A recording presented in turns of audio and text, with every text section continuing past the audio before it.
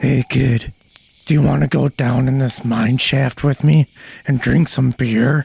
What? Who would ever want to do that? Isn't it dirty down there? Isn't it dangerous? I mean, what's the worst that could happen? I get stabbed with a pickaxe. Oh, come on. You ready to talk some movies, Brennan? Yeah, okay. Well, let's go.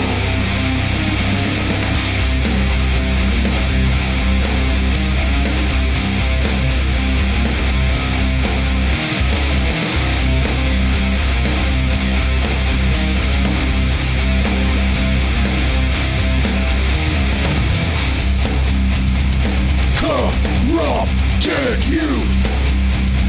Corrupted youth!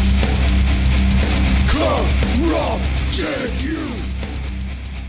Corrupted youth! Hi, welcome down in the shaft. Oh, It's the Corrupted Youth Podcast. the Corrupted Youth Pod Shaft? Ooh, there you Yeah, go. yeah. Yeah. I'm Dan. I'm Brennan. We're a father and son duo that goes mining down in the deepest mine shaft to discuss the latest blockbusters, classic genre films, and the schlockiest of Golden Age VHS rental store flicks. Help me, Brennan. In spoiler heavy fashion. Plop. Yeah, so it's the last summer slasher camp of 2026, and I'm sad. Me too. Yeah. I mean, we can always just do slasher movies whenever we want, but it's a little bit different. It is. I like having the restriction of it. Yeah. I've been actually watching a lot of slashers lately, Mm. and let me tell you, because I've been out seeking ones that I've never heard of before, Yeah, that's smart. and I'm having a lot of fun. There's some good, goofy 80s ones out there. Yeah. I watched one from even like 89. Hmm. So you're kind of, or no, maybe it was 90. You're getting way out of it at Yeah. that point. Yeah. Like the fun has pretty much left the building. Everything's been done. Pack it up. It's just bad tropes from here on out. And it's nice too with Summer Slasher Camp being sent in the recommendations too, because then we don't have to do any of the work. That's true. Yeah. So this one was sent in by Cort from Cinema Psyops. And oh, wait, he sent us a fun little Woo, message. Yeah. Place message here. Hey, Dan and Brennan. So I'm supposed to record a blurb about why I selected My Bloody Valentine. And the main reason is that, well, Dan keeps refusing to do the Final Terror when I ask him to because he hates that movie. No, that's not it. I'm just joking, although that is kind of partially true. No, My Bloody Valentine is something I really enjoy in slashers in that I love the one-offs that never really go much further than that. Of course, there was a remake of this, and it very heavily influenced the mock trailer for Thanksgiving that Eli Roth made, which eventually became an actual movie, sort of, even though it was many, many years later, and it feels very heavily in tone as what this original My Bloody Valentine has. The reason that I really gravitate towards My Bloody Valentine more than anything myself personally, however, is I really am charmed by a Canadian-made slasher. I really enjoy and indulge in the character development of the individual people. These lives feel lived in. I mean, we get people cooking on a hot car engine to make some food while they're out drinking in the cold at a junkyard hanging out. There's so many cool little character moments and just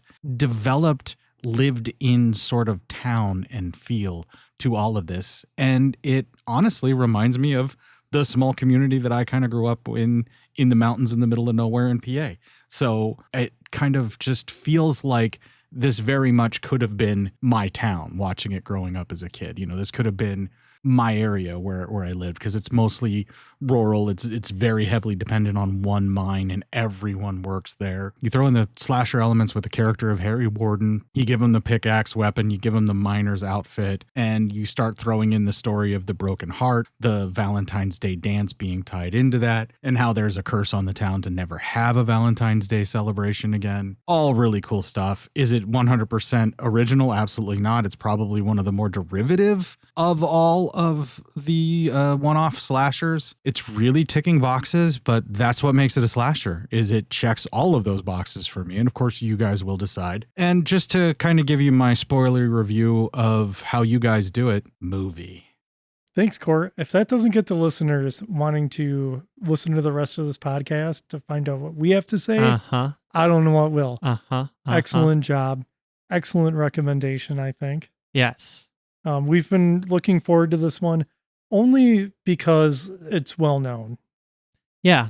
It definitely, it's like a big name in a way. Yeah. So it was kind of cool to get a big name, because one of our rules for this, when we take in recommendations, is that we don't get big franchises, because we're only doing 3 episodes. We don't want to have to drag out like a Friday the 13th for several years. We don't want to do it.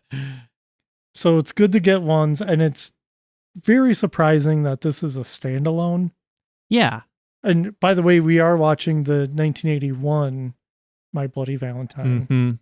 Not the remake from 2009. No. Which I think was all right, but I only watched it once. Probably 2010. Okay. Yeah. Whew. So I don't know if it really stands the test of time or not, but both never got a sequel. This one should have had a sequel. I think so. We can discuss that at the end. We definitely can. Because it's not as interesting as you'd think. Same with the sequel. Yeah. Not a first time viewing for me. This is the first time. And I was pretty excited. I suppose I probably was wandering around the house making a sandwich or something. I'd be like, hey, Brennan, guess what? I can't wait till we get to My Bloody Valentine. And I was like, yeah, same. But I mean, it's gone on to, it's infamous, I'd say. Like, it's a well-known name. It's spawned the name of a really shitty band. Oh. Yes. There's a My Bloody Valentine band. Not a recommend. Several songs by like anybody who's into like psychobilly or horror punk. I think the one by Blitzkid is really good. That's a fun one. I'm sure there's others. Oh, there's others. Yeah. I'm sure Frightmare did a song at some point in time for only having 2 albums. Well, we also got the song at the end of this movie too. Can't forget about that. Oh, I'd like to. But yeah, should we go over the information? Yeah, on Letterboxd. Yeah, Letterboxd. So we got My Bloody Valentine, directed by George Mihalka. Ooh. Good enough for me. Sure. 1981. Tagline is, "There's more than one way to lose your heart." Oh. Here's the description. Ooh. 20 years after a Valentine's Day tragedy claimed the lives of 5 miners, Harry Warden returns for a vengeful massacre among teen sweethearts gearing up for another party. Oh my. I've got the chills. That was pretty good. Because I'm down in this mine. It's really cold down. Yeah, it is cold. So for actors, we got Paul Kellman as TJ, Lori Halier as Sarah, Neil Affleck as Axel, Keith Knight as Hollis, Cynthia Dale as Patty, Alf Humphreys as Howard, blah, blah, blah, blah, and Don Franks as Chief Jake Newby. I was going to say, probably some old-timey character actors who were probably on Gunsmoke or something. Oh, yeah, this guy was definitely in cowboy movies. Get out of here. No way. Or something. He was in Johnny Mnemonic. Oh, really? Yeah. See our previous episode. Well, don't see it. Just listen to it. Right. Yeah. Because if you try to see it, you won't see anything. It's just words and sounds. Yeah, that was a pretty fun movie too. I caught my eye. All right. There's our letterbox info. Well, that was fun. Didn't get anything last month. Trailer Machine's hungry. Mmm. Should we just toss in a trailer? Yeah, let's send it.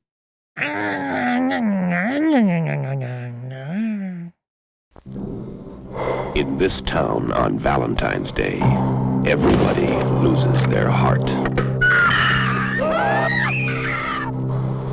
It looks like Harry Warden's back in town. In the town of Valentine Bluffs, there are many ways to die. Take your pick. My Bloody Valentine. Oh, Trailer Machine's very satisfied with that trailer. Very satisfied. Sure, that was there's probably some screaming in that for sure. Oh, absolutely. I mean, we watched it. I mean, I watched it. Well, of course you did. And we did it just now. Live on the air, folks. We have the sign. It says on air. I mean, you guys can't see it because it's just a podcast, but it's the first time I remembered it. Thanks to our friend, longtime family friend, Becky. Oh, yeah. For purchasing this for us. It's very cute. It's been sitting up in my office forever with batteries in it. Glows red. It says on air. It's super cute. Now we have it in the Dongle Lounge. The Dongle Lounge. Yeah, that's a nice name for this. Yeah, because we're not like hanging out in my office, which is the Dongle Den. Yeah. But Dongle Lounge, where we can hang out on a couch and be comfortable, not sit on the floor and sweat because it's crazy hot out. The floor is nice. Let me put that out there. It wasn't bad. I don't mind it, but this is nicer. Super nicer. Well, My Bloody Valentine, huh? This opens up with a couple miners, as you'd expect, going through the mines, and they stop like at the end of one of the mine shafts, and one of the miners starts undressing, and ooh, it's a foxy lady. Oh boy, it's a foxy lady, and she goes to like take off dude's mask, but he's like no, and they start like, I don't know. They can't kiss because he's got the mask on still. So there's just tube massaging. Yeah. Kind of awkward. But then he notices the tattoo that she has. She has like a heart tattoo. And then he grabs her aggressively and stabs her onto a pickaxe. And then don't we like zoom into her mouth screaming? I think so. Yeah. It's interesting because like all this opens up on a Dutch angle too. Yeah. Which I thought was kind of fun. Uh-huh. But also like why did it take him so long to notice that tattoo? Yeah. I mean, it's right It's out there. right there. It's the only one. It's jiggling. It's there. Oh, well, So after that, like we get some end of shift shenanigans, which is fun. Like some miner guys just get done with their shift, roughhousing around. They go to the showers. Taking some showers. That's for everybody who likes wet, dirty dudes. Communal showers in mines, I guess. Yeah. Yeah. Which, I guess that would be a thing for sure. Oh. I mean, you want to get all that off you. Yeah, why would you want to go home like that? I don't know. I've had jobs where I've gotten... So I had one job where it was a lot of... we did powder coating. Mm. And even when I'd wear the spacesuit and stuff in the powder coating booth, I was still just filthy every day. Gross. To be able to take a shower would have been pretty awesome before coming home and immediately taking a shower. Right. So I wasn't getting stuff everywhere. Right, yeah. But also, I would have never wanted to shower with any of those dudes. I bet, yeah. Here we learn, we meet some important characters during this shower scene. So we have TJ. TJ, he's just returning to town. He moved away and he lost his girl Sarah when he moved.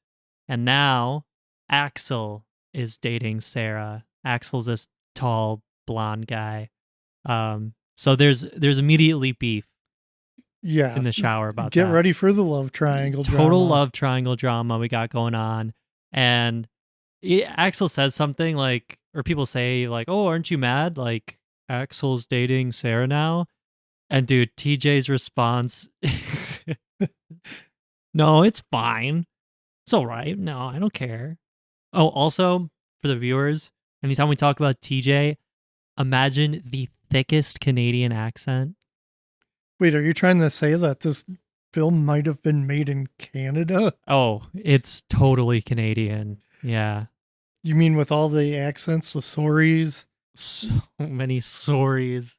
all the Moosehead beer? And like, hey, listen, you know what? We love Canada. We love our neighbors. Canadians. Yeah. Yeah. For right now is not a good time for relations, but it's not us.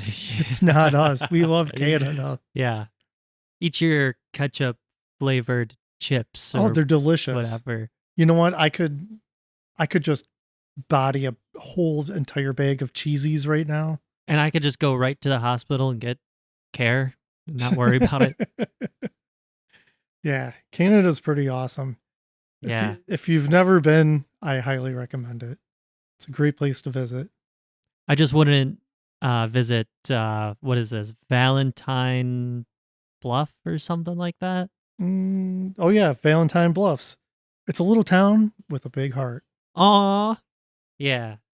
All right. Shower shenanigans are over. They're gonna go get beers. They're going to go get beers.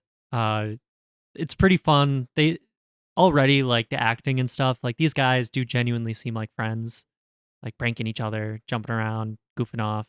It does make me miss my days of working in like manufacturing and just that excitement where like you're young and you're like, I'm getting done with work. Yeah. It's Friday or whatever. Let's go get some beers. Uh-huh.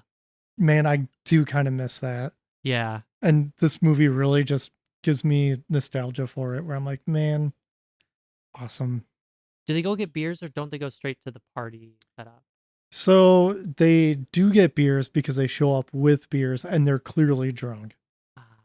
Yeah. Is there a bar scene? I don't think so. No, they don't show the There's bar like scene. 3 bar scenes. They were probably drinking in their cars on the way. Okay. Yeah. That sounds about right. Because it's 1980, probably when this movie was made. I think it's crazy that people were like against that when you couldn't drink a beer in your car anymore. I know. Like I saw news clips of like people who were like, "Oh, I finished my shift and I can't have a beer on my drive back." No, it's just road soda's not No. cool. Unless you're in like one of those buses or whatever, like a party bus where they're like, yeah, you guys can, like, none of you have a chance of driving this bus. Yeah. Go drink in the back. Yeah. And even then, I don't know if that's a good idea either. And we're Wisconsinites. Yeah. Yeah. So the crew, the gang of rascal miners shows up intoxicated. Yeah, there are, what's this call everybody? The fun time gang. The fun time gang. Yeah. Yeah. Because that's what they are. Just always having fun. Mm-hmm. Until they don't. Yeah. Funtime gang shows up to some city building. I don't know what it is. It's like City a town hall. Yeah, type town of hall. thing. And they're putting up all these decorations for Valentine's Day. Tons of hearts everywhere, bunch of pink. And all of the guys go up to all of their girls because apparently the group setting up is the guys and all their girlfriends and no one else. Except for TJ. Except for TJ, who stands off to the side, drinking a beer, watching Axel with Sarah. Being broody. Super broody. He's not even trying. He really isn't. Axel does get his Yeah. head stuck in that ladder. Bonks his head. That was pretty good. We should also mention Mustachio Guy. I don't know if you have his name. Oh, his name is Hollis. I refer to him as Stash in my notes. Perfect. Yeah, that's pretty much what I was thinking. let's just talk about this guy for a hot second, because this guy is quintessential Wisconsin when I was growing up, even to today to some degree. Yeah. You can still find this guy. Oh, I've seen this guy. That mustache is great too. Oh, fantastic mustache. Yeah, Pistachio's there. He's got his girl too. And they're just setting up. Is there verbal beef here with Axel? Man, I don't even think it needs to be said because they're just kind of always. They're always is. at edge. It's very, yeah, that's the best way to put it. Yeah. Just always on edge throughout this entire movie. Yeah. But this is when the police chief shows up along with the mayor and the old lady. I forget her name. Doesn't matter. Mabel. Oh, yeah, because she runs. It's on the sign. Yeah. And Mabel is the one organizing this Valentine's Day party for the whole town. And including like the decorations going up and yeah, because they haven't had a dance in, they say, 20 years. It's been 20 years since the last dance, yeah. Since Harry Warden went on his killing spree. Uh-huh. Right as the police chief, mayor, and I already forgot her name. Mabel. As soon as they're heading out, one of the Fun Time Gang crew stops the mayor and says, "Hey, there's like a Valentine's box for you or whatever." One of those little chocolate boxes, like the heart-shaped ones. And the mayor's pretty happy. He's all, grinning ear to ear.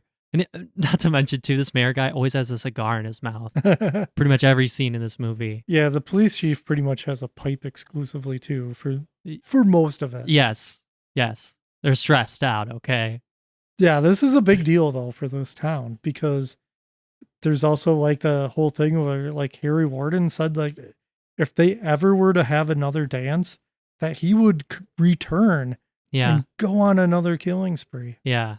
So we've got, like, this made me think of, it's a bit, it reminds me of the Axeman down in Louisiana, I think New Orleans explicitly, where, like, the Axeman's Jazz, where there's several people who got murdered by somebody who, like, generally the axe is like found on the property or whatever. And so he killed like 6 people, I think. And then there was a letter that went to, I think, the paper that said, listen, unless, on like such and such a night, I'm going to start killing people unless, because I like jazz, you play jazz music. So everybody like played jazz music. Or like if there was bands that they would like, the bands would play. And then no killings happened that night. Whoa. And it's a complete mystery. But it's kind of fun. It made me think of that. Yeah. Like, yeah, if you ever do this, I'm gonna kill you. But it's kind of the opposite. Like, Right. Same idea though. That's a crazy story. Yeah. Wild. It was like early 1900s, I think. Huh. 1918 maybe. Do you think all those 13? people that like had to put on jazz were like, this actually isn't that bad. Maybe he's got a point. Maybe the axe murder guy is kind of onto something. Maybe he was just a jazz musician that just wanted everybody to. Oh, he's sick of it. Yeah. Get into the music. Right. It's a noble cause, guys. That's right. Because if it was like country music, I would die. I'd be like, well, yeah, I'll take my chances. Yeah. And in this situation in this movie too, I'm fine not having a dance. Right. I don't know why they don't. I don't, like, it's been 20 years. Most of these people were either like, they were probably small children. Yeah. Deal with it. Yeah. You made it this long, right? Have a dance any other day. Literally any other day. I don't think it's going to stop the Fun Time Gang. Just saying. Oh, there's nothing stopping the Fun Time Gang. Okay. Back to the movie. So the mayor gets his little Valentine's box and he's in the car with the police chief and there's a note on the box. I couldn't tell you what the note says, but it's something foreboding. I could play a clip if you'd like. If you'd like. Okay. I guess.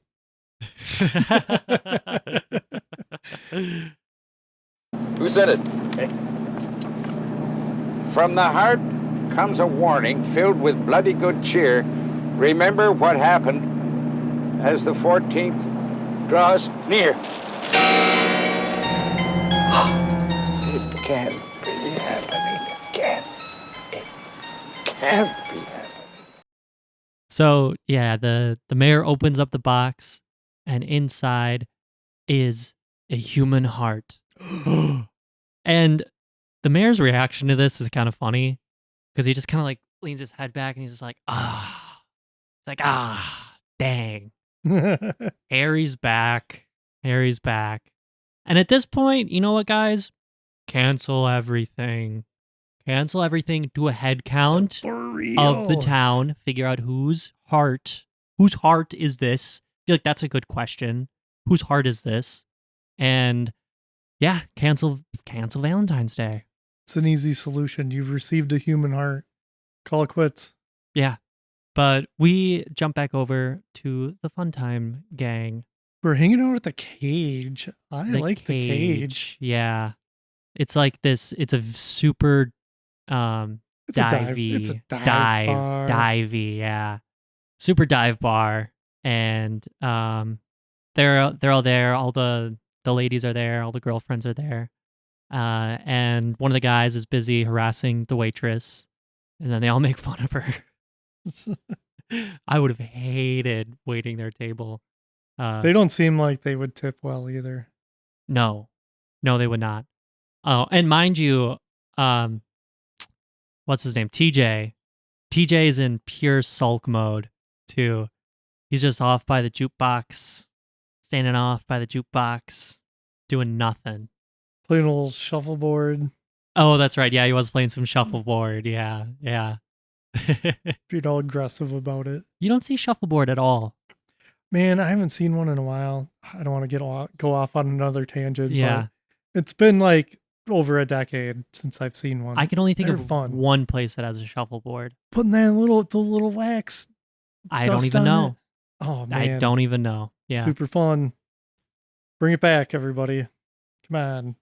Hashtag bring back shuffleboard. Hashtag cancel TJ. Hashtag cancel, what's his name? Axel. Who names their kid Axel? That's crazy. Whoever, Mr. and Mrs. Rose. Jim and Tammy Rose. Here's our son Axel. You may know him. Get out of that jungle, Axel.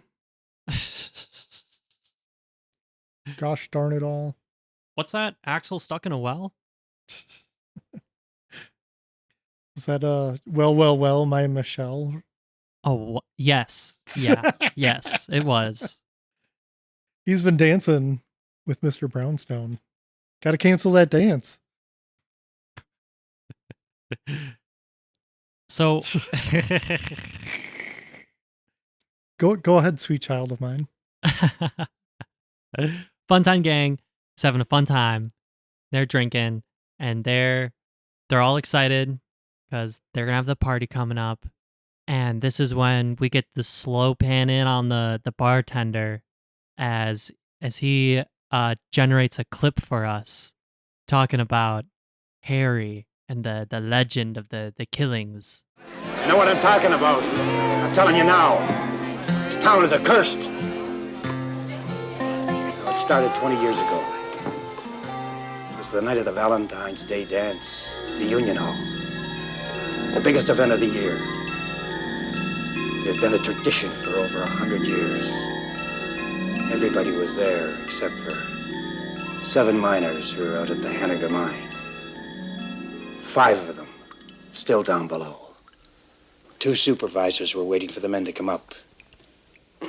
Anxious to get to the party, they left before the men were safely out, failing to check the methane gas levels in the tunnels down below. The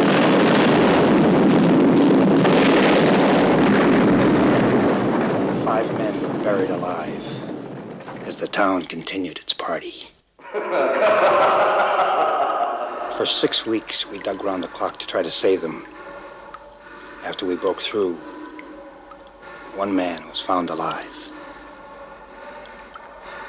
I was the one who found.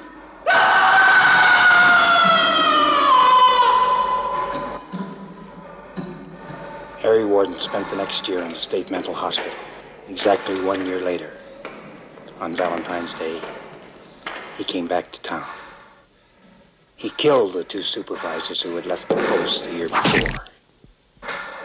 Then he cut out their hearts and stuffed them into heart-shaped candy boxes. That night at the dance, he found the boxes, blood dripping out the sides. Inside was a note, a warning from Harry, never to hold a Valentine's dance ever again.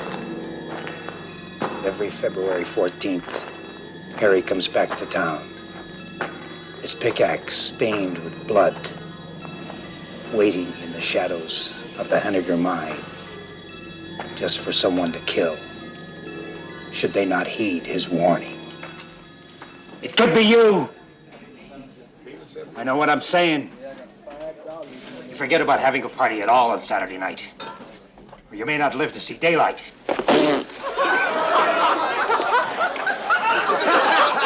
Laugh now. But you'll be sorry you didn't listen to me. Fantastic little story. Great clip. Yeah. I love it. This guy is great. This guy's fantastic. Yeah. This guy kind of steals the entire movie for me. I'm not going to lie. Kind of, yeah. Yeah. I wish there was more of him.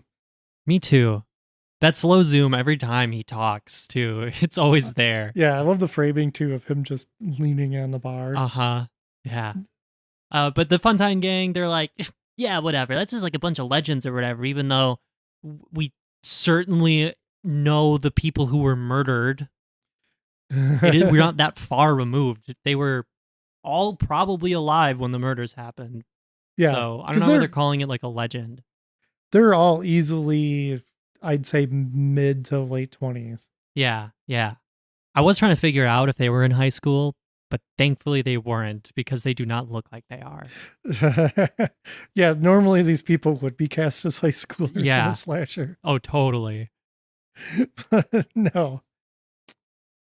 Mainly because, like, I don't know. I suppose there's probably plenty of places, like maybe West Virginia or something, where they're like, teenagers, you can work in a mine. It's cool. Oh, for sure. It's cool. Yeah. Tell you what, we'll let you get married too. Mm-hmm. Not like any of us would actually like go off and try to marry a teenager then. No. There's a crazy photo back in like the 1800s of this little boy who was working the mines, and he's just like smoking a cigarette covered in like, coal. And he's like 9. He's like young. Crazy. Can you imagine? Oh, I would have been cleaning chimneys for sure. Yeah. I'm too weak for the mines.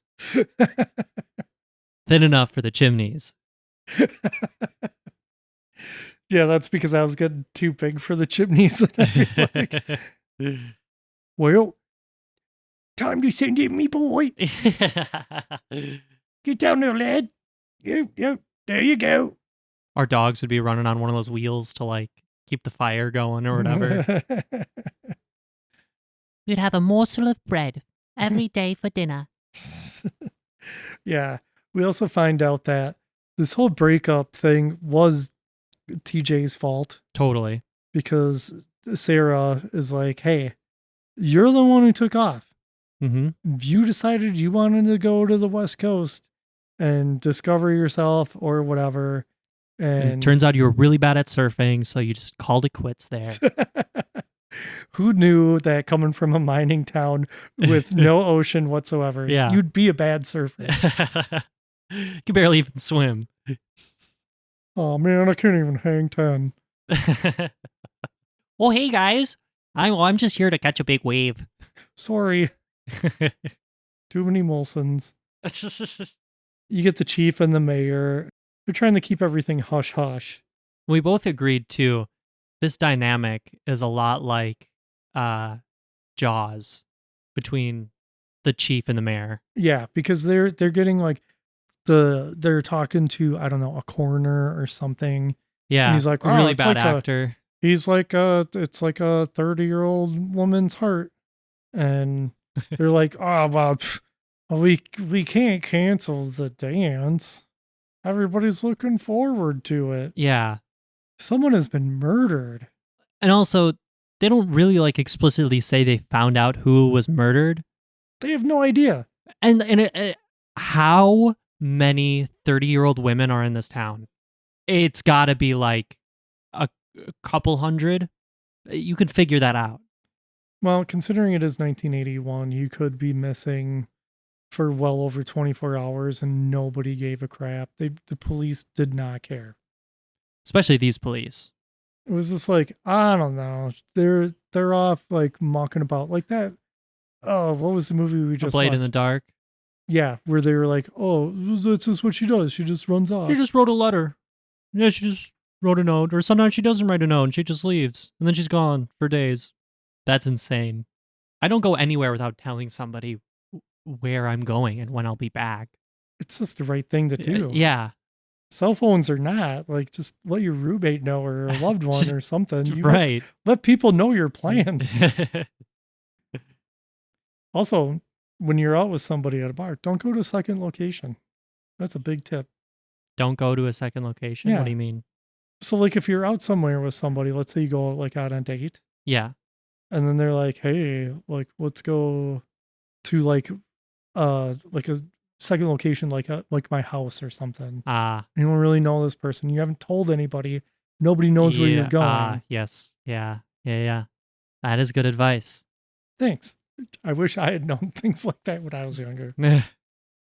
Would have been crawling around in that dude's attic one time. That's a whole story for another day. Oh, okay. Yeah. Hey, Brennan. Hey. Time to do some laundry. Oh, boy. Let's go to the laundromat. It's late at night at the laundromat. We got Mabel. Maybe Mabel. Call her maybe. Maybe. And we see this is like all POV. Love a good POV killer scene. And a gloved hand sets down a Valentine's Day box. Box of chocolates. Box of chocolates. Chocolates. What are they selling? And then our killer hides behind a corner, and maybe Mabel walks in, and she sees it, and she's like, "Oh," like she's just all, super happy about it. And she opens up, and there's a note on the inside, and what does this one say? Something to our dead. To our dead, and so are you, or something like that. Probably like a roses are red, violets are blue. Yeah, to our dead, and so are. Yeah, I think that's what it was. We're probably wrong. It Well, doesn't matter. Point being, She's in trouble. she's in deep trouble, and the killer like grabs her, and there's a little chase that ensues. Not a lot of places to go in a laundromat. Not a whole lot of places, no. I like her throwing the doors open Yeah, yeah. to like try to stop him. He's Uh-huh. got to push everyone close to get to her. But she's unsuccessful. She's knocked to the ground, and she gets a pickaxe to the gut. You know what I noticed here? That I wrote it down in my notes, and I didn't track it for the rest of the movie. Is that at least in this scene, the killer is a lefty. How many lefties are in town? Good catch. Yeah, All right, all you left-handed people, let's gather you up. yeah. You weirdo freaks. That would require I'm them. kidding. I'm kidding. They'd have to use any semblance of modern forensics to figure out that it was a left-handed killer. And they're not going to bother with that. Oh, nobody in Valentine Bluffs is figuring anything They're probably all out. just sneaking into the crematorium, just cook them up, whatever. Do you think they're going to sit through that paperwork? No, because this police chief is lazy as hell. He doesn't even want to cancel the dance because he just doesn't want to deal with anything. He's probably spiking all of his coffees. Hell yeah. What, I can't be a police chief and have a beer? What are you doing in this town? Okay, so you got all the mining guys. They're drunks. They get rowdy. Yeah, Sure. yeah. But like, you're gonna let a lot of stuff slide if you're just this crappy police chief. Like, you're gonna let, like, oh, what, they're slapping some ladies around, whatever. They're not gonna care as much. I guarantee it. Mm-hmm. Like, they're getting away with a lot in this town. Yeah. This town's like super loosey goosey with the law. Yeah. So while the murder is presumably happening, the Fun Time Gang, they're chilling out in their favorite rowdy spot. I don't know what you call it. The cool little hangout, and It's called a junkyard. Yeah, I was gonna get to that. But it's like, I don't know. It looks cool, okay? I'm kind of jealous. So that looks fun. I want to hang out in a junkyard and play harmonica. Come on. Yeah, it does seem pretty fun. My youth just doesn't exist. I never got to live it, apparently. These Yeah. guys are probably older than me. What am I saying? Yeah, I didn't get to hang out in a junkyard and cook food on the engine block of a car. Gross. You're making sandwiches, I guess. But I mean, the mustache guy, come on. Of course he's gonna do that. Then we got TJ. He's chilling in a car, playing his harmonica, and ooh, there's somebody stalking up behind. Ooh, and they jump out, and oh, it's just Axel with some liquor, and TJ and Axel have a swig. They play some harmonica together, and you see that friendship kind of shine through again. You do get a glimpse of it, and I Yeah. appreciate this part in this movie Yeah. where there's like this glimmer of hope for them. Yeah. Like Yeah. maybe they're gonna reconcile, or at least like TJ might come to terms. Yeah, and TJ's like, so what are we gonna do? And Axel's like, well, there's nothing to do. I'm with Sarah. You're not. You left. Like, this is pretty much over. And yeah, I don't know, they just argue about Sarah, TJ leaving. It's the same feud. Yeah, it's gonna keep coming up. Yeah. Yeah. Why are you with my girl? You left. That's pretty much it. I don't mind the drama though. No, it's not I kind of like bad. it. I feel Yeah. that while it's not super in depth, it's a very basic in a lot of ways, Yeah. but it's a driving force throughout this movie, Mm-hmm. and I do like it because it makes them feel like people. Yeah. Like the fact that TJ really did try to go somewhere and just failed. Yeah.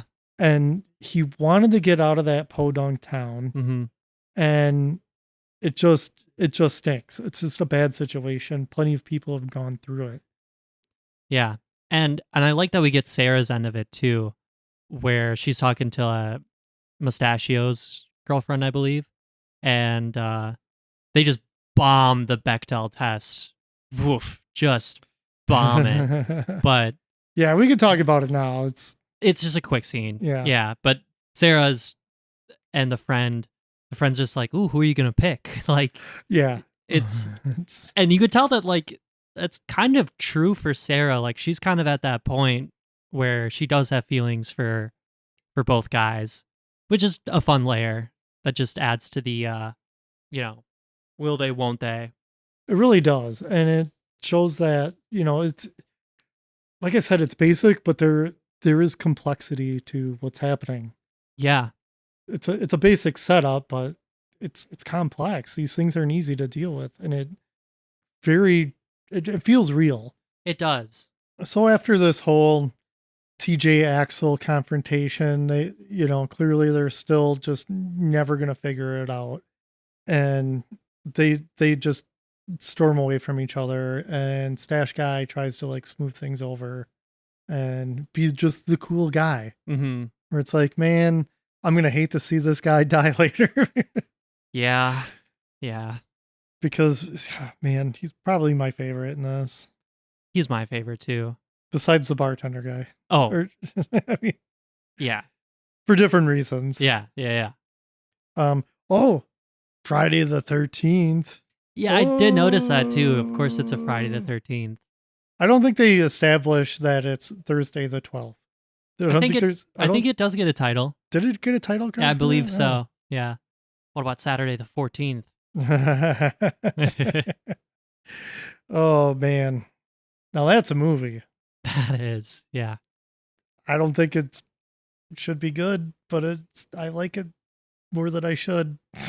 I haven't seen that one in years. It's not good, but I still like it for some reason. We won't cover it on here because it's a comedy, allegedly. Right. Oh yeah. So, anyways, this Friday the 13th business. The chief makes an important phone call to the asylum or wherever that Harry Warden was sent to. And of course, the lady on the other end is just like, oh, I don't know. Oh, we don't have records. Yeah. Man, what are you telling me? One of the most infamous local killers Yeah. in the state Yeah. is, I don't know who he is. Who? What? Never heard of him. Harry who? And she does say that she will check like the microfilm and that it's going to take several days. So Yeah. we'll see. Are they going to cancel the dance or not because of this? No. Okay, so your Sarah and Patty chat happened now. Yeah. Yeah. So we were close with that. And then The police chief heads over to maybe Mabel's. it is Mabel. It is right here. Okay. And he heads over presumably to discuss canceling the dance and, updates. And also, maybe some chocolates or something. Oh, yeah. It's getting close to Valentine's Day. Uh-huh. I feel Mabel's playing the field a little bit with the Uh-huh. mayor and the chief. They never mentioned that they're married. I don't think Mabel would care anyway, right? Oh, she's just going around in circles. Oh yeah. That's a second love triangle. Oh, That's where they just got everything figured out Ooh. and everybody's cool with it. well, this love triangle is about to turn into two lines.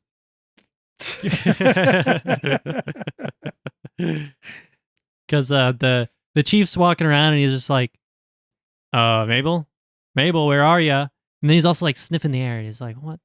And then I'm surprised he could smell with how much he smokes that pipe. he also notices some hearts are flipped upside down, some decorations, and he finally opens up one of the dryers at the laundromat, and out flops Mabel, all crispy like. So we should mention at this point This is a good time, yeah. that, and I did not know this, but Brennan brought it up to me that there are unedited scenes of this. I think I've only seen like the theatrical cut of this. Mm-hmm. And you're like, yeah, did you know that there's more? And I was like, I knew that there was like a longer version, and maybe they're in that. Yeah. I don't think I've ever seen it. Yeah. I don't think I've ever seen I think 90 or 90-minute version compared to the 93-minute version. Mm-hmm. But Oh boy. wow, what a difference it makes. Yeah. It's Yeah. a completely different movie. So yeah, if you haven't watched it at this point, or like if you're thinking about watching it now, get the longer version. Please. For sure. Please. If you want to see a Mabel just flopping around Yeah. outside of a dryer. Yeah. Like a gas station hot dog. It's pretty incredible. It's fun and gross, and it maybe doesn't look the best, but yeah, No, yeah. it's fantastic. Yeah. You get to see more of the Chief's reaction to it. Trying to stop her. Trying to from flopping. stop her from flopping around. Yeah. Oh man, Yeah, good it's stuff. so good. But then obviously he's like, dang it, now I have to call people. Geez. So he calls up the paramedics and whatnot, and they're hauling her away, and the mayor's there too. And the chief explicitly says to take Mabel out the back as to not draw attention, because he still doesn't want this getting out, which is baffling. They definitely stole this from Jaws. I mean, it makes sense in the context of the story, but I It also feel does. they're like, yeah, let's have him pull a Jaws here. Jaws Mayor. No, guys, you just don't understand. We need to have this Valentine's Day dance. You guys just don't get it. Mabel wanted to have the dance. We can't cancel it. She put all that work into it. Man, I'm sorry. Another tangent here. Fun fact about like the heart being upside down. That's the way the old Romans did it. That's where it comes from. Because it was hung. So if you hang a heart upside down, it looks like testicles. It ended up getting flipped around to be the heart, quote unquote. So it's a pair of balls. Yes. And it would be like, say, like you had a establishment for men to, you know, to get some love and attention. Yeah. And they would have like a shape above it that would be what we would consider to be an upside down heart. That's hilarious. That's so funny. Wow. That just changed my perspective on like my whole life, pretty much. Yeah, hearts. Hilarious. Oh, wow. Fun facts with Dan. This needs to be a recurring segment, apparently. Hey, there's only so many segments involving balls. But I'll do my due diligence in the future. How does that sound? Lovely. Sounds lovely. You think that's what the chief thought when he saw it? He's like, what, a pair of balls? Oh, no, it's just a heart. What are these kids? They put balls all over this. Don't they cancel the dance here? Let's see here. Mabel cover up. They get a warning sent to them, I think. Don't they? And then yeah, never mind. the cancel 'cause- becomes official because they were like, all right, it's heating up a little too much. This movie, if we just don't cancel the dance, might not be as fun. Mhm. Yeah. Fun Time Gang don't care, though. Fun Time Gang does not care. And oh man, so this is where TJ really does the dick move here. Yeah. And just basically makes Sarah go with him on an adventure. And he's like, hey, here's some water. Remember this water? Look how calm it is. This is where I decided I wanted to surf. Yeah. Because there's Right. no waves here. And she's not into it. It's apparently some important place from their relationship. She's like, you didn't call. Yeah. You didn't send a letter even. Yeah. Like, oh, this technology exists, my guy. Yeah. What's your problem? And he's just like, well, I don't really have a good excuse. That was pretty much it. Yeah. It's like, well, life was hard and I can't write letters while I'm surfing. The paper just kept getting wet. Plus I drank too many Molsons. Kept falling off my surfboard. I spent all my money at the clubs, at the strip clubs. You don't understand. Listen, I'm sorry. You just say it in this part. Yeah, he definitely really sorry. rips him. His accent is so thick, it almost sounds like an Irish accent or something. Listen, we're from Wisconsin. We really have no business making fun of the Canadian True. accent, though. True. Yeah, and don't they kiss here too? Yeah, and she feels really bad about it. Yeah. Because she does have feelings for both of them, but she is in a committed relationship. Mm-hmm. Messy, messy, messy. You get a whole lot of flip-flopping next between there's stuff happening at the cage. Like Axel and TJ, Sarah, drama. This is where they plan the party though, because now that everything is canceled, Funtime Gang is like, well, we're not going to let that stop us. Hell no. And they figure that they can throw the party at the mine because isn't it TJ's dad owns the mine or I don't know what this whole deal is. I think it's TJ. TJ's connected. TJ is the son, maybe. See, and I thought this place was the cage for a while. I don't know. Or no, not the cage. I thought this place was like that town hall for a while because TJ does get the keys to go in there. Yeah. But I don't know if he just stole them from the mine. Oh, there working actually there. is an answer. Oh, there is? Yes. There's a small line. Oh, what is it? Everyone's able to get in because the lock was broken. It's almost as if this could have been set up. Dun dun dun. Eh. That's right, because when he shows up, he's he makes a comment when he shows up to the party about the lock being broken. Mm-hmm. Gotcha.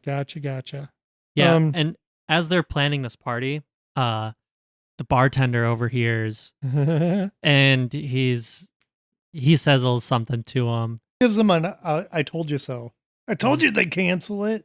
I told you Harry Warden would be back. He shouts that out to him, and they're like, "Yeah, whatever, man. Just don't like tell on us or whatever." You're not welcome to the party, you old drunk. Even though Yeah, I'm sure you'd want to hang out with all of us because we're fun. he probably would have fun too. Maybe if he just opened up a little bit.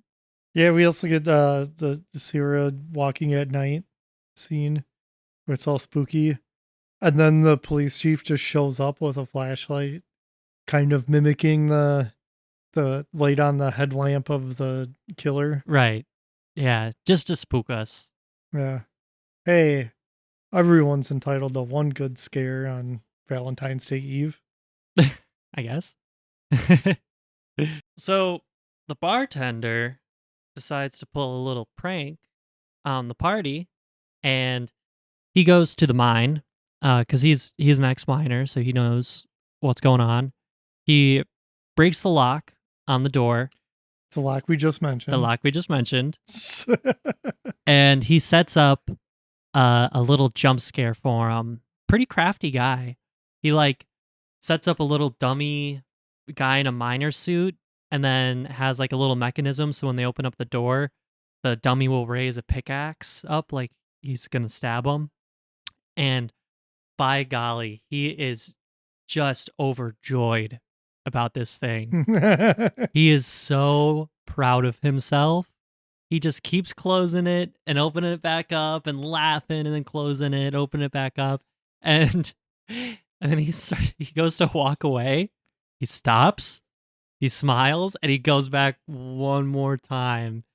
And when he opens it up, there's the killer. Ooh. And he gets a pickaxe like under his jaw and like out his eye. Yeah, this is where you're not going to want to watch the short version because Don't it's watch the short version. pretty awesome. It's awesome.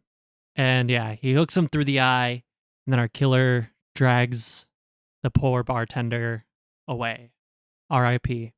He's pretty awesome. Yeah.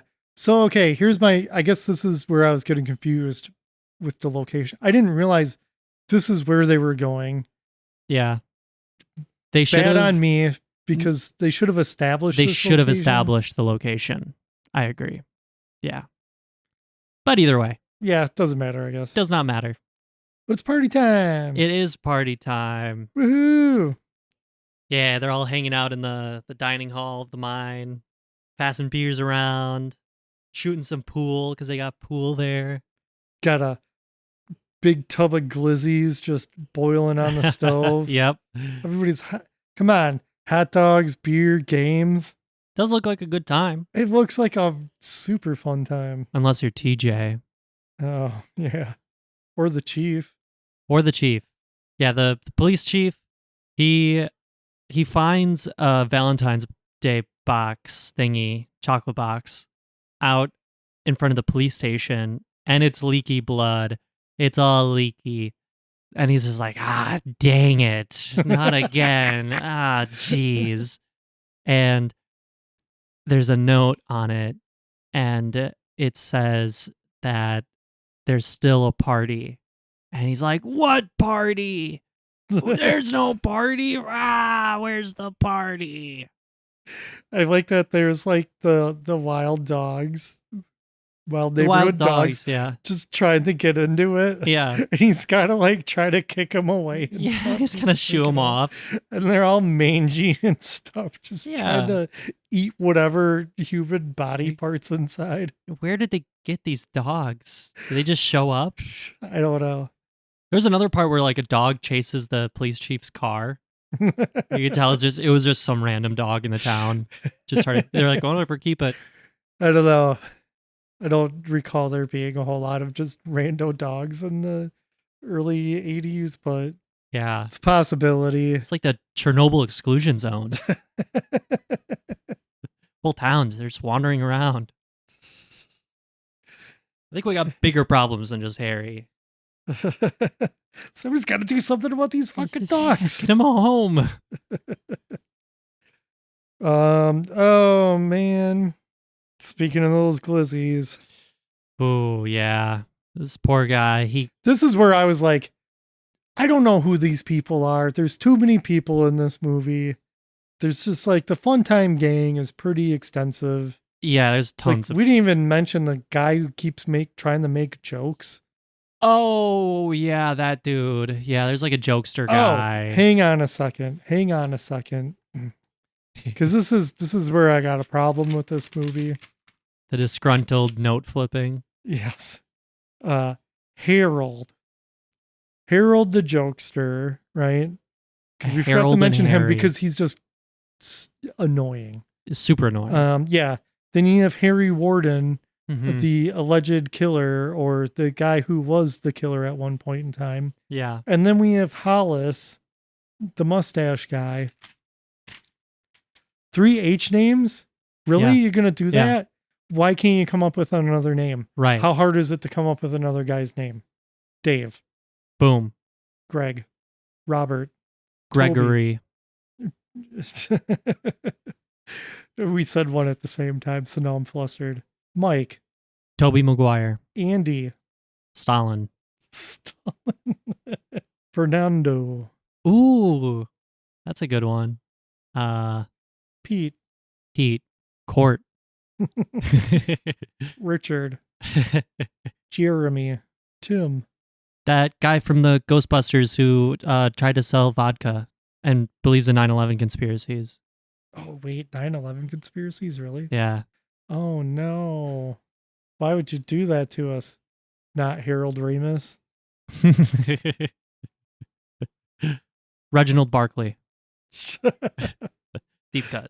Mr. Data. See, you can come up with all sorts of guy names. It's not that hard.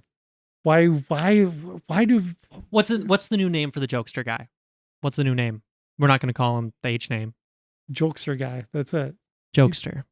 Because the slasher movies like to have a jokester guy. They're usually terrible. Jared Leto. We can call him Jared. That's a bad joke if I ever heard one. Anyway, hot dog guy.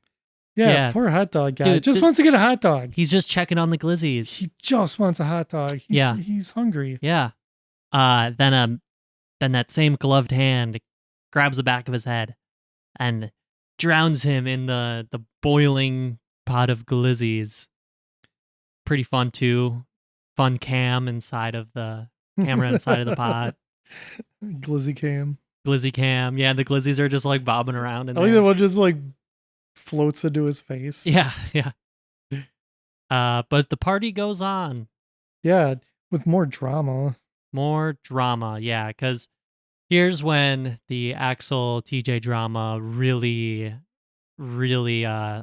catches fire. Because now they're drinking. Now they're drinking. Yeah. And Axel's being a total jerk to Sarah. He's just like trying to pull her in close, and she's just like, come on, stop it. And TJ's just getting more and more mad. And finally, TJ steps in, and this is when the whole little fight starts. They argue about the same things. Yeah, but it's like hey, she spent a day with me. Yeah. Oh. Then TJ brings up the little trip to the beach or whatever. They call them non-surfable beach. But yeah. And then they fight. Gets physical. It's a pretty short little tussle they got. Stash breaks it up right away because Stash he's a does good because guy. he's a great guy. Yeah. No, we're not doing this here. Yeah. And Axel storms off. He goes outside to drink his beer in the corner. And then TJ goes up to Sarah and he's like, "Look, I'm sorry. I'm sorry. I didn't mean for any of that to happen." And she's like, you know what? Neither of you men own me. Yeah. I love her attitude. She's like, "You just get away from me. Like, I don't even want to see you." But then the jokester guy, I don't know what it is. He drinks something through his nose, and then Oh, everyone just has a hoot and holler about that. This would never happen. No. This would never. Maybe this entire movie is just this guy's fantasy of I'm actually funny. This is how funny people think I am. Yeah. I don't see the Fun Time Gang hanging out with him. He's around. He's annoying. He's got a friend too who's annoying. Yeah, there's two of them. Yeah.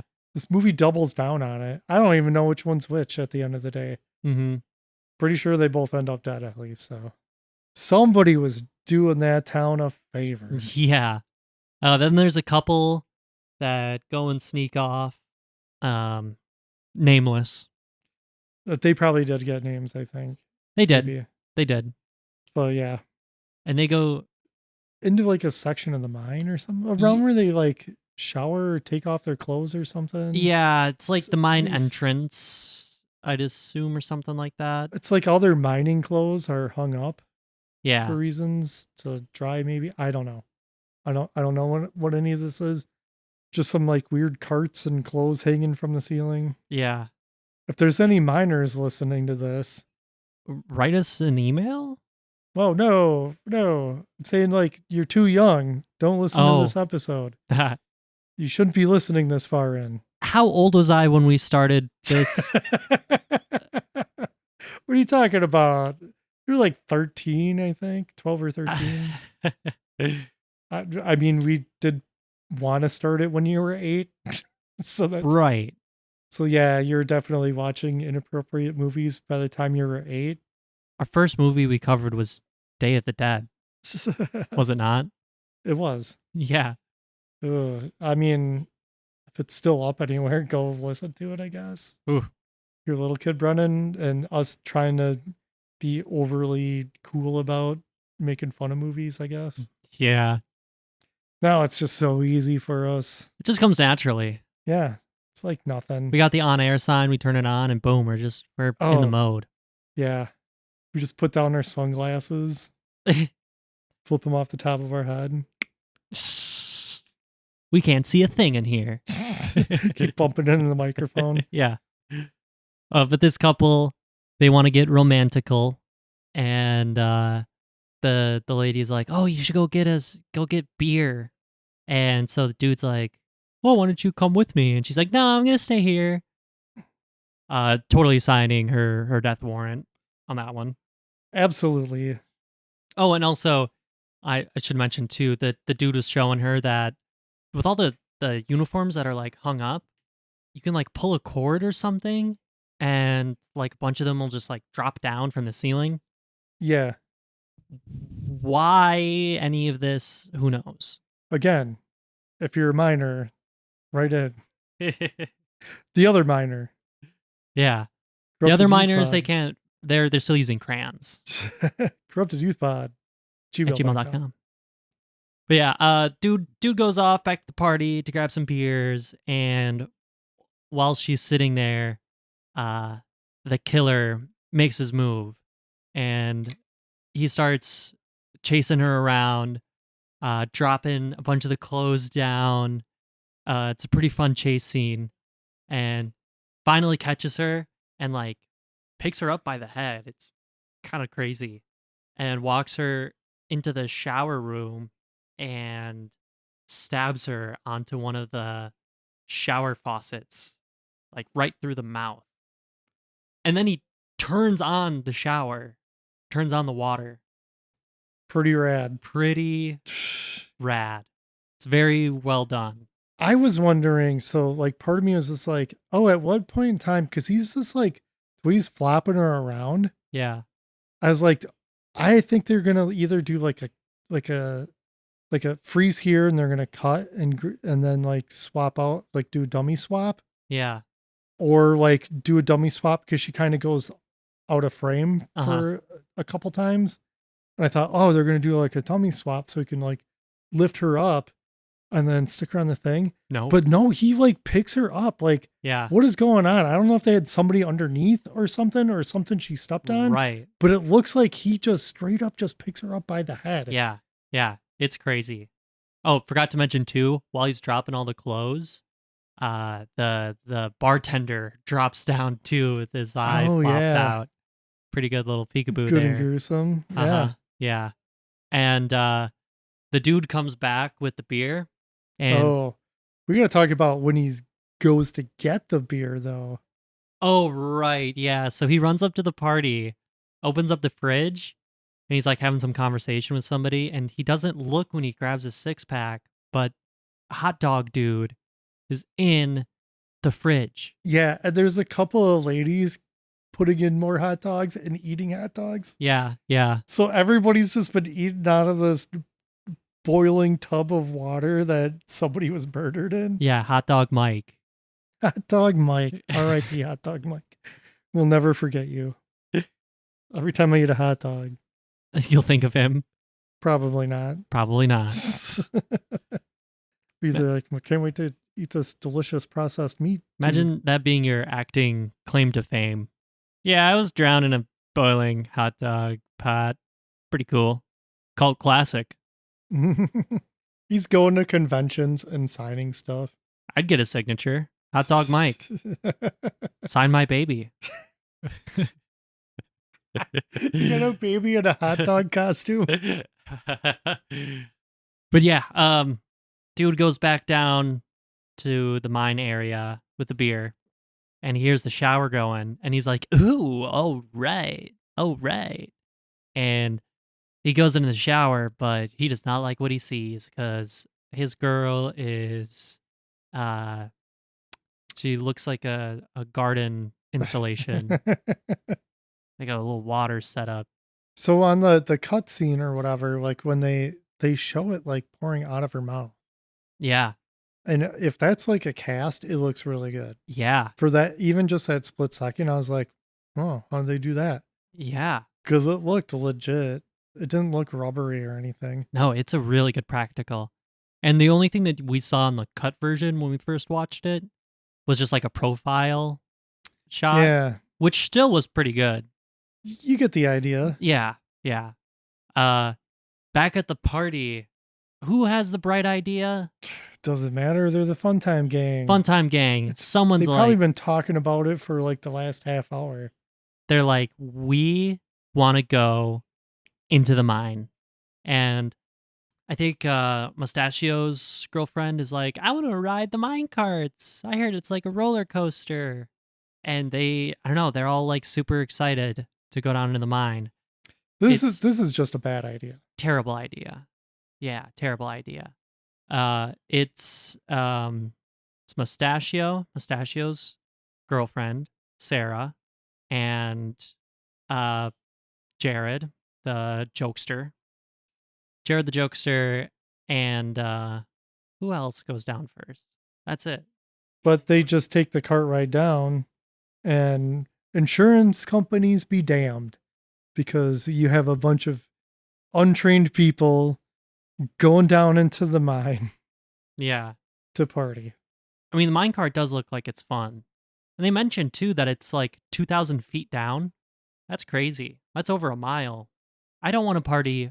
It's steep. They got to grab blankets and stuff to stay warm. Yeah. I don't know. Silly. Got to keep that beer cold. Yeah, they take the little minecart trip down. It looks pretty fun, honestly. And they're in the mine, and I don't know, they want a tour. Yeah, like the mustache guy wants to take them to like an abandoned part of the mine, which sounds even better. Oh, even better, even safer. Considering he's worried about their safety the entire time. Like, hey, watch your Right. step and things like that. Like, Yeah. what are you doing, dude? Like, you're being super cautious and cool, but also like, And I feel like a tour of a mine, how exciting is that? Like, what really looks different in a mine? It's just a whole bunch of hallways. I don't know. This couple that splits off. Yeah. It's like she's into it. Yeah, there's a little Like, couple that splits off. Yeah, and they're gonna have like he said you'd meet him back in the main shaft in like 10 10 minutes. minutes. Dude, come on. 10 minutes. Come on. Do better. But she seems more into whatever room this is in the mine Yeah. than the possible hookup. Yeah. She's like, wow, this place is amazing. You actually work here? Don't worry, viewers. The couple that are about to have premarital intercourse will live to the end of the movie for sure. Yep. Oh my god. But oh no. Meanwhile, back above ground, turns out it's not Hot Dog Mike, it's Dave. Dave is dead. Sorry, I had it in my notes. have it in your okay. I ruined the whole Hot Dog Mike thing. You know what? He's still Hot Dog Mike to me. You know what? That's what matters. Yeah. That's what matters. Yeah. I think it's some ladies discover Hot Dog Mike and have a, honestly, a Legit freak out. legit freak out. Yeah. Respectable freak out. Because as far as you know, you're having a fun time. Yeah. You're just hanging out. Yeah. Everybody's having beers and you're eating hot dogs and stuff. And meanwhile, there's just dude dead in the fridge. And you thought those were cheesy hot dogs. That was not cheese. And right as they're having their little meltdown, dude comes back from the shower and he's also having his freak out. And TJ's just trying to make sense of what's all even happening.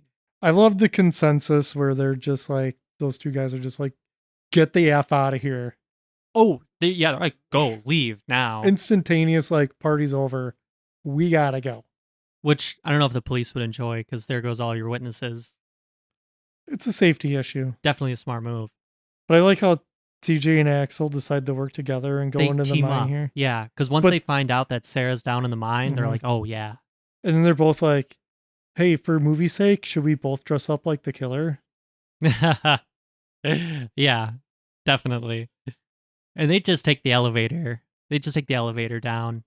Must have been an awkward, long elevator ride. Then freaking Howard, it's the stupid jokester guy, Jared, yeah. Mr. Leto. popping down from a hole in the ceiling. And Rah! Jump scare. but we also see here that the killer's watching them. Ooh, yeah. Get some fun POV breathing. Uh-huh. We also get a cool thing where the killer's approaching, busting some lights as he moves along. That was pretty rad. Yeah. And they're like, huh, what's that noise? Probably just rats. Just rats. And then we have some people who are telling the chief that Harry Warden is back because all the party people. Yeah, now the chief's like, dang it, now I have to go and do something. I have to work. What? Ah. They also mentioned that the Funtime gang is currently in the mine. So Mhm. then he's like, well, son of a. Then TJ runs into the Funtime gang and he's like, yeah, we gotta get out. And then they're like, oh, but this couple went to hook up. And he's Yeah. like, we gotta get out of here. Yeah. So now we gotta split up. This doesn't seem like a good idea. No. And the split up teams are, let's see, you get TJ on his own. Mm-hmm. You get Stash on his own. And then Howard goes with the ladies, which that's probably the last guy. You want to try to save the two women? Yeah. Who are probably, I would say, under maybe realistic circumstances would be capable of holding their own, but not in this movie. No. Yeah, no. This, Also, why all the splitting up? because it keeps you guessing. Who's the killer? Yeah. It's just You have two guys- really, you they're just currently real have- silly. Two guys with beef with each other dressed up as the killer. Yeah. Mucking around in a mine. It could be either one of them. It could be someone else. Harry Warden could just legit be back at this point. Mhm. We don't know. Yeah. Who's left-handed? And then poor Stash finds the sexy time couple dead. Yeah, they got like a big drill through their back or something. That's what it kind of looks like. I don't know. I don't know. This wasn't in those extra scenes, right? Yeah, no, I think it was filmed or something, but I don't know if the footage was just never like unearthed or what happened with that, but or if they just didn't like the take. But I do kind of like it just happening upon another murder scene. It's fine at this Yeah, point. I don't need to see the killer kill everybody. Speak for yourself. No, But- it's fine. No, it really is. Then poor Stash. But then poor Stash, yeah, poor Stash, he gets a nail gun to the head. Kudos to him though. He walks it off for a minute there. yeah, He stumbles out to it's just a stupid jokester guy and the ladies. oh yeah. Yeah, he stumbles out, of course, right in front of his girlfriend, who again has a very reasonable meltdown. Right, but I mean, at least like the jokester guy now is just like, we need to go. Yeah. This is dangerous. Yeah. Follow me. Follow me. Let's we're get out of going. here. And then they yell at him. They're like, "Where are you going? Where, what do you mean? Where are you you staying? Like, Yeah. get a move on. There's clearly somebody murdering people. Yeah. We need to leave. Yeah. A jokester guy just runs off. Yeah, like Axel shows up and they run in the TJ, and then we get this whole thing with the chief arriving, Yeah. and he's just like goes up to the thing and he's like, I don't know what to do. I'm a cop. I'm not a miner. Oh, damn it. There's only 3 jobs in this town: miner, cop, or bartender. I mean, I guess maybe I could try running a laundromat now. TJ and everybody, like, they try to get out, but like the control panel is smashed, so they can't operate the carts to go up, so they're just kind of stuck. And so the plan is like, well, we can climb up this ladder to escape. That's insane. Yeah, so they all start climbing. Everybody's freaking out, not having a good time with it. Stash's girlfriend Patty, she can't handle it. She's scared she's of in heights. heels too on top of it. Take the heels off.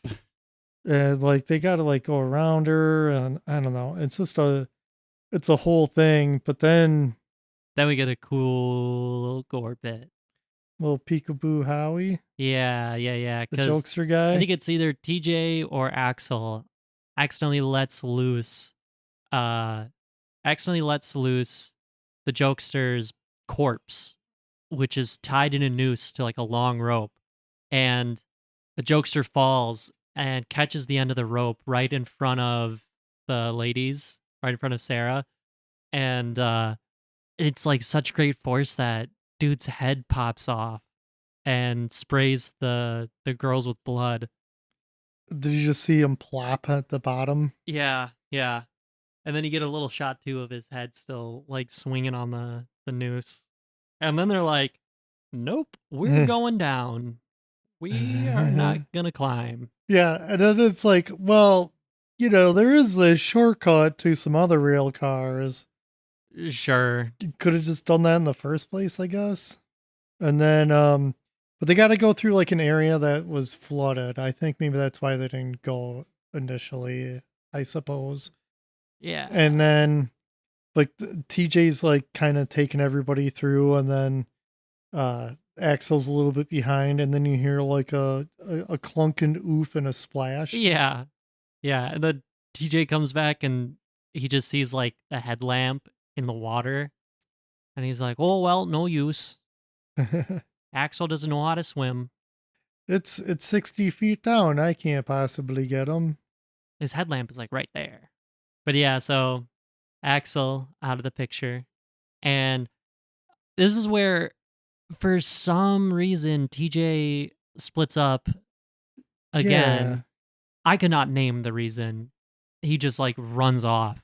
This is to create more mystery, because yeah. then you get them, like the ladies go off, and then there's like mine collapse noises that happen. Uh-huh. So now like 2 guys that are dressed like the killer have now allegedly been taken out off screen. Right.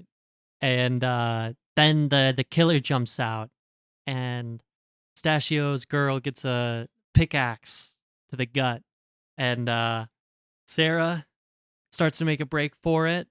And thankfully, TJ is there too. And they start up the mine carts going back up to the surface. And they jump on the mine carts. And then we get a pretty fun little action scene of TJ fighting off the killer while they're on these mine carts rolling up. It sounds more action packed than it looks. Totally, yeah. This is clunky, but I kind of like it. I like it too. Like they were going for something more cinematic with this, and they're fighting, and Sarah's pretty helpful too, like getting TJ back his shovel when he loses it. They end up going over the mine cart onto along the tunnel walls, and they end up fighting their way into like a danger, like wooded, like planked off little area to continue the fight. Yeah. And we can't actually film this in a real mine. We got to go to the stage. yeah, exactly. Yeah, that's exactly what it is. And the town's people, because it's just like the chief got a bunch of other cops to show up, and also like a bunch of the miners that work there, I'm assuming. Yeah, it definitely looks like people who know what they're doing. Yeah. It's an emergency. Right. Yeah. They're helpful people. It's a small town, helping Yeah. folk. And they're rushing down the same tunnel that we just saw the fight happen. And they're on their way. And then TJ and the killer continue their fight in this little cramped space. And the killer's taking out all these support beams and stuff. Yeah, the set's collapsing. The set is collapsing. All the asbestos is raining down on everybody. And But the killer's gonna be fine because he's wearing that mask true. It's very true. until Sarah rips it off. Till Sarah rips it off. And who is it? Oh, it's just Harry. No, it's Axel. Ooh. Axel's our true killer. But Brennan, why is he possibly the killer? Why would he kill? Well, thankfully, there's a flashback. What? No way. What happens in this flashback? So we see little Axel, little tiny Axel, and he is unfortunately witnessing the murder of his father by the hands of the original Harry. His dad was one of the people murdered that fateful night. And I guess he was like, this dude's got a point. It's like, what? I don't really understand how that motivates him to continue the murders. We're almost done. Yeah. Maybe let's try to decipher some motivation when we talk possible sequel. Okay. Perhaps. Yeah.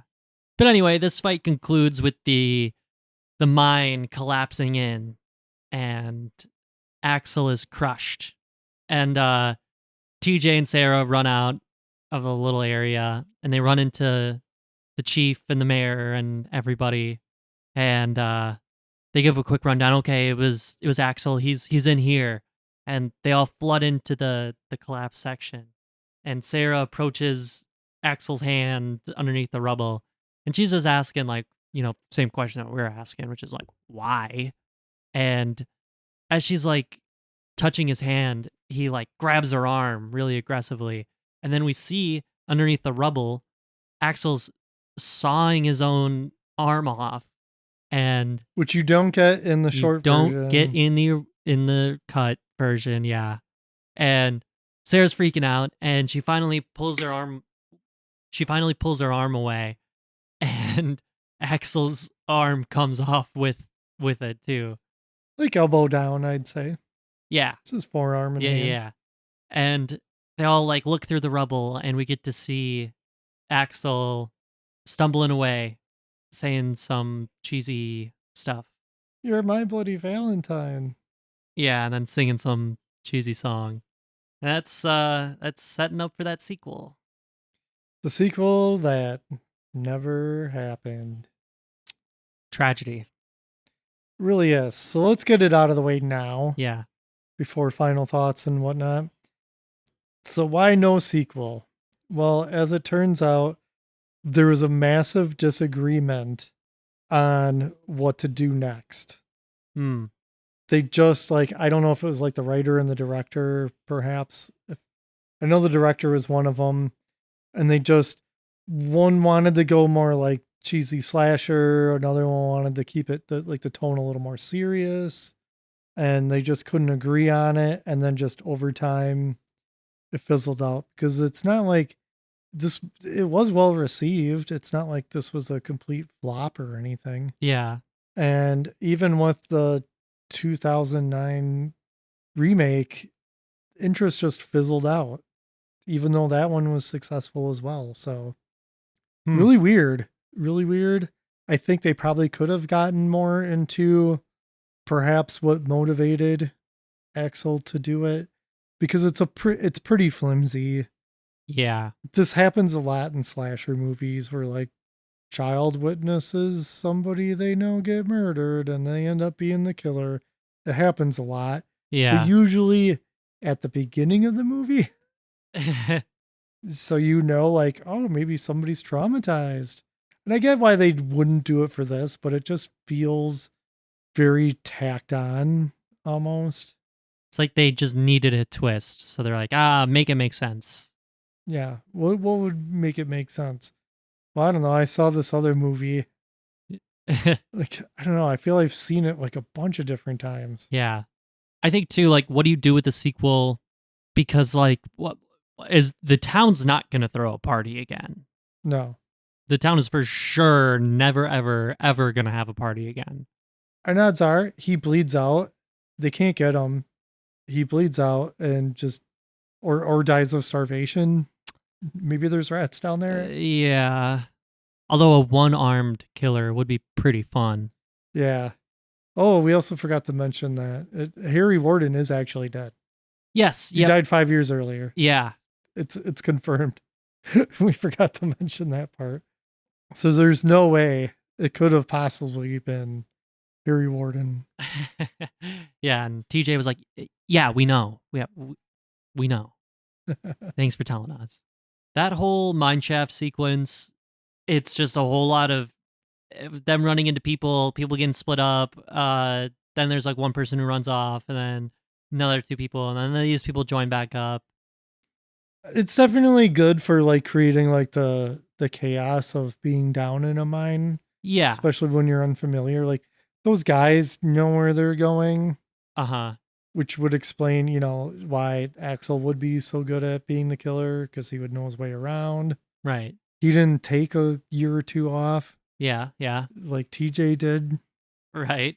So he maybe had time to explore. But also like his motive, I don't get it. It doesn't really make any sense. Like what his motivation is. Yeah. In this, like he kind of says they're like, oh, we're like one and the same, but like that doesn't really make any sense. Like I guess like in a sequel, maybe you could flesh out like maybe they were writing each other over time. That would be like cool. He went to go visit him. That would be cool. Like just something to explain. Maybe Harry Warden did a ritual. You could just do the simple. Oh, where he like put his soul into him. Okay, slow down. That's lame. Maybe they faked his death and they were like secretly roommates.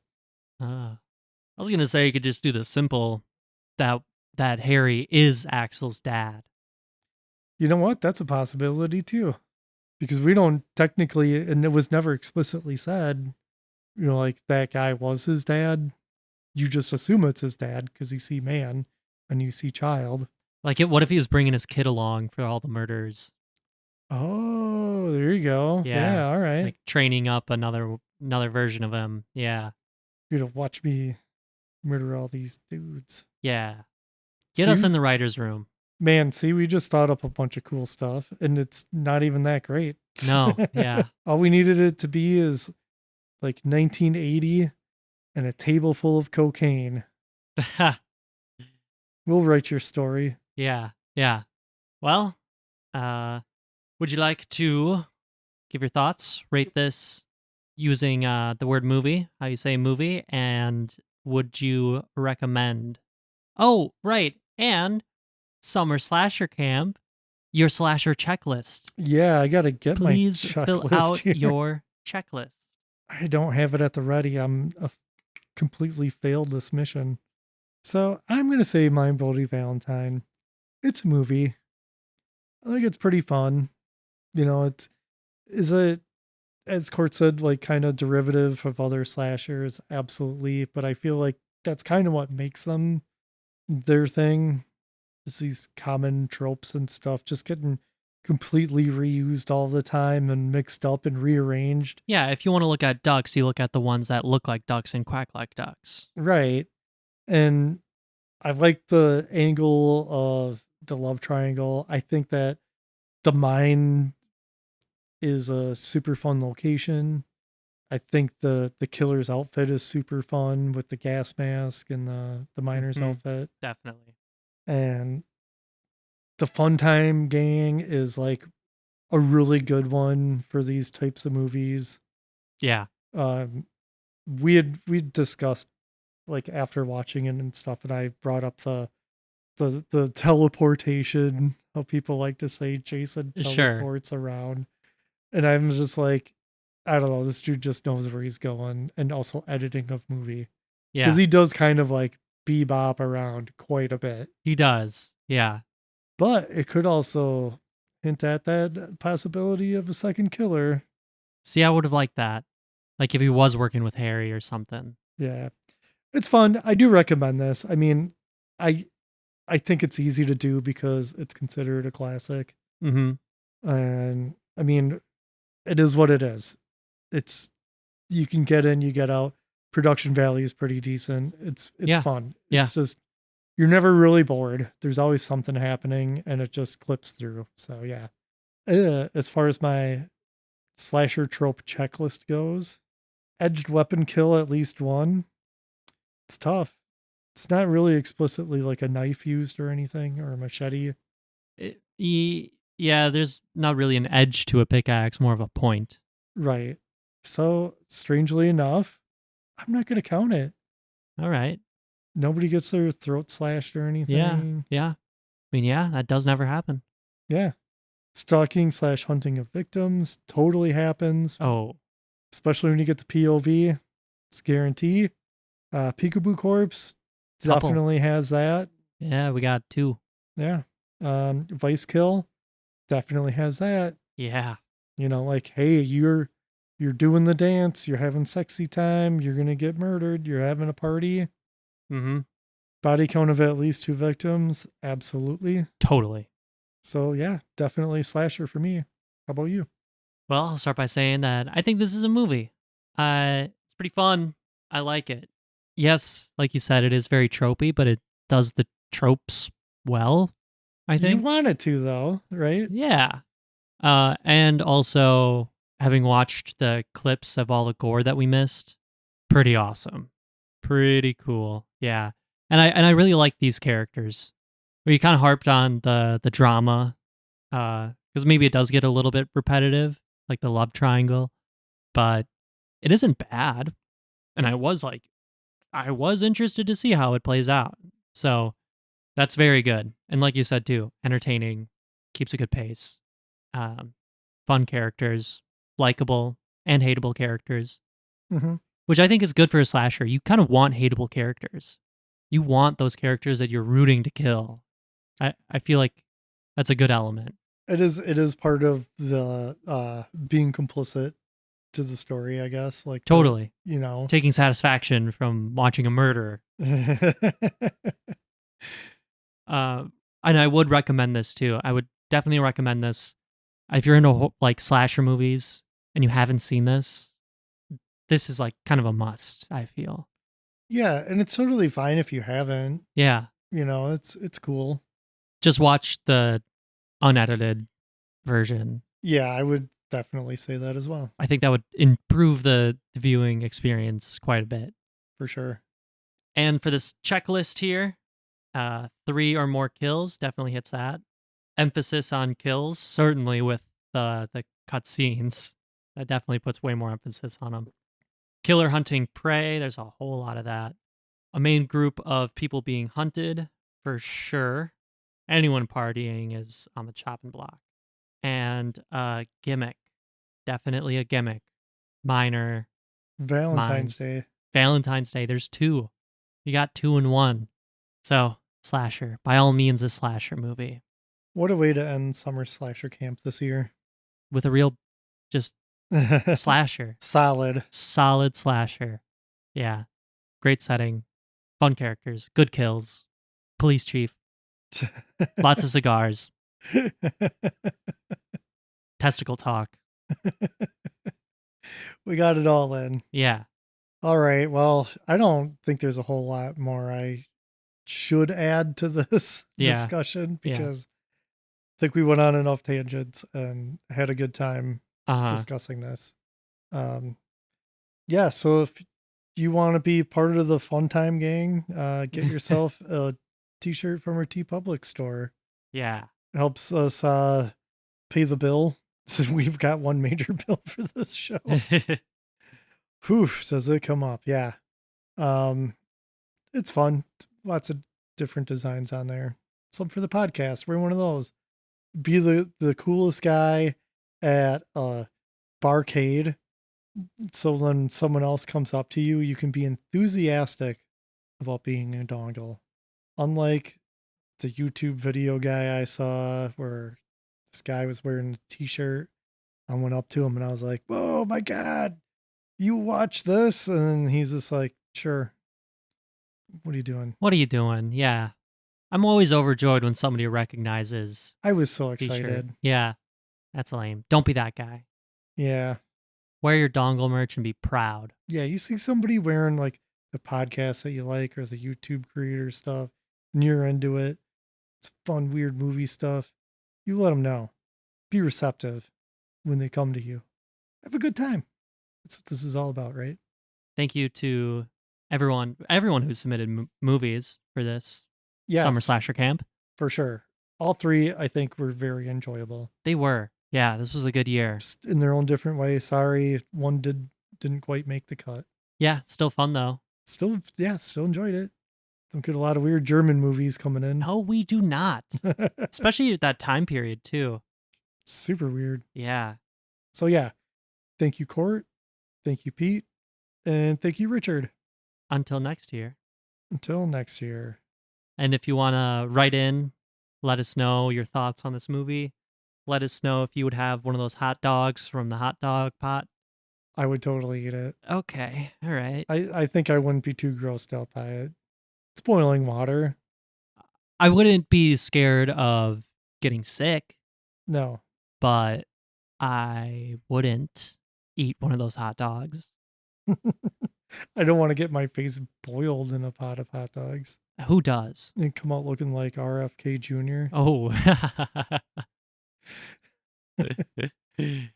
Yeah. Write us in your little memorial for Hot Dog Mike and everything he contributed, not only in the movie and to those characters, but to horror in general. And thin purple ties. Yeah. Ugh. Hey, you know what? It's hard to be new wave in a small town like that. But he was doing it, okay? He's setting some trends. Yeah, he owned the only talking heads in that entire town. Probably. The only one who knew who Gary Newman was. And with that, thank you, Dongles, Thank you, Dongles. for listening to us go on and on about this movie. Go on the many tangents. Yes, many. And our fellow podcasters, thank you for your support. Until next time, when we just cover who knows what, Yeah. hang in there, Dongles. Hang in there.